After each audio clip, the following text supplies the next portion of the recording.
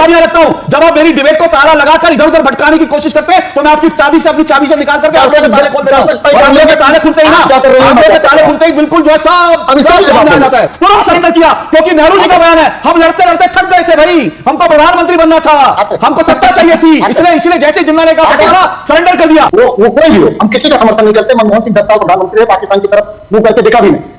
झारखंड मुक्ति मोर्चा के एक नेता ने कहा कि हम संविधान नहीं, मंत्री ने कहा कि हम संविधान तो हाथ में रखते हैं, दिल में शरीयत रखते हैं। क्या राहुल गांधी ने एक बयान दिया कि नहीं भाई, दिल में भी संविधान है और हाथ में भी संविधान है? हिम्मत थी राहुल गांधी की। लेकिन ये नारा पाकिस्तान जिंदाबाद नारा लगा था, और ये वो व्यक्ति है जिसने पाकिस्तान जिंदाबाद का नारा लगाया था। ये भारत जोड़ रहा है राहुल गांधी के साथ, ये भारत जोड़ रहा है या भारत तोड़ रहा है? और राहुल गांधी ने कभी एक बार भी कहा कि पाकिस्तान जिंदाबाद का नारा जो लगा कर्नाटक विधानसभा में, उसके लिए उन्होंने आज तक कहा कि बिल्कुल गलत है।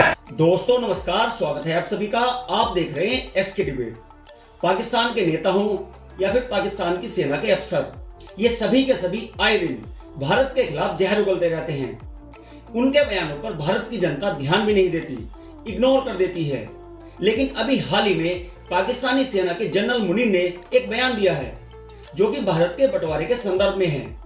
उनका यह बयान इसलिए इंपॉर्टेंट हो जाता है क्योंकि भारत में कुछ नेता हैं जो उनके इस बयान का सपोर्ट करते हैं। दरअसल जनरल मुनीर ने जो बयान दिया है वो टू नेशन थ्योरी को लेकर है।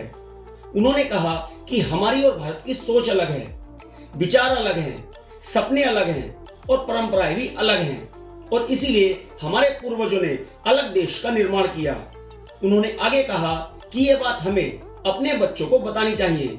आज की डिबेट इसी मुद्दे पर होने वाली है। कांग्रेस की तरफ से संदीप त्रिपाठी और राष्ट्रवादी न्यूज एंकर अशोक श्रीवास्तव हैं। दोस्तों वीडियो शानदार होने वाली है, आपसे अनुरोध है वीडियो को अंत तक जरूर देखें। वीडियो पसंद आए तो लाइक करें, शेयर करें, कमेंट करें और मेरे चैनल को सब्सक्राइब करें। तो दोस्तों मेन डिबेट स्टार्ट करते हैं, चलिए शुरू करते हैं। संदीप त्रिपाठी, साजिद रशीदी जी ने कहा कि ये जो पॉलिटिकल दंगे हुए मुर्शिदाबाद में, सीधे सीधे पॉलिटिकल दंगे हैं। वहां ममता बनर्जी की जो सरकार, उनके मंत्री हैं, उन्होंने जो है एक तरह से खेला, चुनाव आ रहे हैं उसके लिए खेला खेलने की कोशिश की है। तो इस तरह के खेला खेलने से आप लोग ठीक है वोट बैंक के लिए खेलेंगे, लेकिन इससे एक और बंटवारे के बीज पैदा होते हैं, एक और बंटवारे के बीज जो हैं वो बीजारोपण हो जाते हैं। इस बात की चिंता राजनेताओं को करनी चाहिए कि नहीं? अबे जल्दी बोल, कल सुबह पनवेल निकलना है। नहीं, बिल्कुल करनी चाहिए अशोक जी। हम लोग चर्चा का जो विषय था पाकिस्तान के सेना अध्यक्ष का, उसके संबंध में बोल दूं कि मुनीर जी ने जो भी कहा है उनकी पाकिस्तान में बात सही हो सकती है, भारत में वो सफल नहीं हो पाया क्योंकि यहाँ पर दो ऐसी विचारधारा के लोग थे। एक हिंदू महासभा चलती थी जो धर्म के आधार पर बनी थी, एक मुस्लिम लीग थी जो मुस्लिमों का प्रतिनिधित्व करने का दावा करती थी। हम आजादी के पहले भी इनसे लड़ते थे और आज भी लड़ रहे हैं। इनके खिलाफ पहले भी लड़े हैं, आज भी लड़े हैं। हम मिडिल वाले लोग थे, सीधी स्टेट वाले लोग। हम ना उनकी तरफ थे ना इनकी तरफ थे, ये मैं क्लियर कर देना चाहता हूं। ये मिडिल वाले जो होते हैं ना, बीच वाले बड़े खतरनाक होते हैं, जो कहीं तो के नहीं होते। आपने कहा मिडिल वाले, क्योंकि वो आप मिडिल वाले जो है वो खतरनाक होते हैं। गजब बेइज्जती है। अब आते हैं मुर्शिदाबाद। मुर्शिदाबाद में अभी हमारी जो है भाजपा की प्रवक्ता, पूर्व कांग्रेसी नेता ने कहा कि 38,000 गांव हैं जिसमें से 8,000 गांव हिंदुओं से खाली हो गए हैं। केंद्र में हमारे हिंदू हृदय सम्राट मोदी जी की सरकार है। वही हिंदू हृदय सम्राट जो मधु कोडवानी को गोधरा में जेल भेज देते हैं और खुद हिंदू हृदय सम्राट बन जाते हैं, वो क्या कर रहे हैं? केंद्र क्या कर रहा है? आप राष्ट्रपति शासन लगाइए ना। अगर इस तरीके की परिस्थिति है, सुनिए एक मिनट संदीप त्रिपाठी, ये आप भाजपा को सुनिए, ये आप भाजपा को उकसा रहे हैं या आपका कांग्रेस का प्रस्ताव है? जरा स्पष्ट कर दें। हाँ, जिस तरीके से बिल्कुल हमारा प्रस्ताव है। आपका प्रस्ताव है? आप समझिए, ओके, कांग्रेस का प्रस्ताव है। बिल्कुल भाई, जरा मेरी टीम से निवेदन है, जरा ब्रेकिंग न्यूज चलाइए कि कांग्रेस नेता संदीप त्रिपाठी ने कहा कि पश्चिम बंगाल में राष्ट्रपति शासन लगना चाहिए। जरा इसको ब्रेकिंग न्यूज चलाइए। बहुत बहुत शुक्रिया आपका संदीप त्रिपाठी जी, आपने मुझे एक बड़ी ब्रेकिंग न्यूज दी। कांग्रेस के अंदर कुछ किसी में तो इतना दम है जो कहे कि भैया पश्चिम बंगाल के अंदर राष्ट्रपति शासन लगना चाहिए। जरा ये ब्रेकिंग न्यूज चलाइए। इस वक्त की बड़ी खबर है, दो टूक में कांग्रेस नेता संदीप त्रिपाठी ने पश्चिम बंगाल में राष्ट्रपति शासन लगाने की मांग की। सर, जब आप चुनाव में जाते हैं और एक हमारे देश का प्रधानमंत्री ये कहेगा कि फला पार्टी जीत कर आएगी और वो आपके हिंदू भाइयों का हिंदू बहनों का मंगलसूत्र छीन लेगी, आपकी भैंस चुरा लेगी, ये न्यू नहीं है तो क्या है? और मैं बताता हूं सर, जो कपड़ों के आधार पर आप हिंदू मुस्लिम का चयन करेंगे तो सर ये न्यू नहीं है तो क्या है? आप 240 में से एक पसमानदा की आप बात करते हैं, बोहरा समाज की बात करते हैं, आप पसमानदा को बना देते सर, बोहरा समाज के लोगों को टिकट दे देते, बोहरा समाज के ठीक है, ठीक है, ठीक है, हाँ, एक बात तो करते हैं। ठीक है, 2017 के उत्तर प्रदेश के मंत्रिमंडल की पहली बैठक का पहला फैसला, एक हाथ में एक कुरान और एक हाथ में लेपटॉप देंगे। 2000 के कैबिनेट के पहले फैसले का क्या हुआ? आपकी औकात बता रहा हूं सर, बुरा नहीं मानना सर।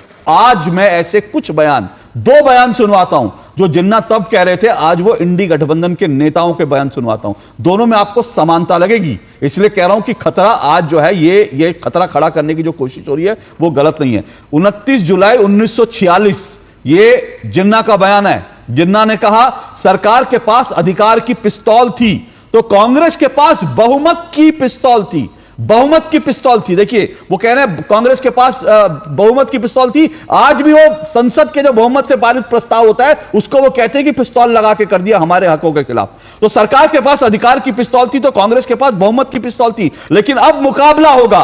आज हमने भी एक पिस्तौल उठा ली है, हम इसका इस्तेमाल करने की ताकत रखते हैं। अब समय आ गया है पाकिस्तान बनाने का, हिंदुओं की गुलामी से अलग होने का, डायरेक्ट एक्शन डे लाने का। और इसके बाद डायरेक्ट एक्शन डे हुआ कि जिन्ना और वहां पर जो बंटवारे के पक्ष में थे, जिन्होंने बंटवारे की राजनीति करी, उन्होंने कांग्रेस को हिंदू पार्टी बताया। और उसके बाद जो कांग्रेस के नेता थे उन्होंने प्रधानमंत्री बनने के लिए, सत्ता में आने के लिए तुरंत जो उन लोगों के सामने सरेंडर कर दिया जो लोग चाहते थे कि भारत का बंटवारा हो जाए, तुरंत सरेंडर किया। क्योंकि नेहरू जी का बयान है, हम लड़ते लड़ते थक गए थे भाई, हमको प्रधानमंत्री बनना था, हमको सत्ता चाहिए थी, इसलिए जैसे जिन्ना ने कहा बंटवारा, सरेंडर कर दिया।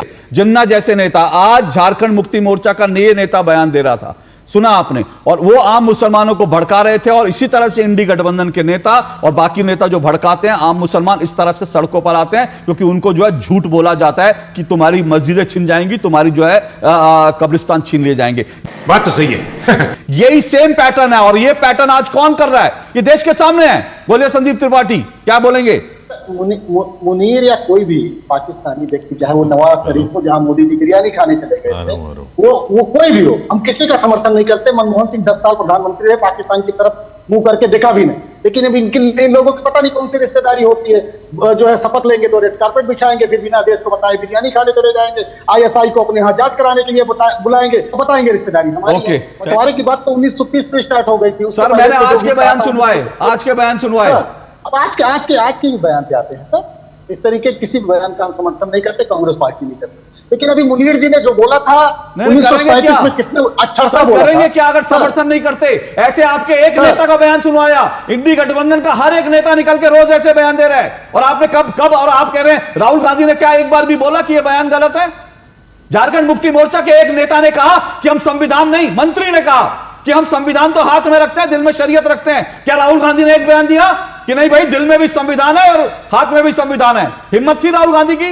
नहीं सर, बिल्कुल है, हिम्मत है सर। अब अभी आप सुनिए, एक मिनट सुनिए, हिम्मत की आप बात कर रहे हैं, सुनिए एक मिनट, राहुल गांधी की हिम्मत की बात कर रहे हैं, मैं राहुल गांधी की हिम्मत आपको दिखाता हूं।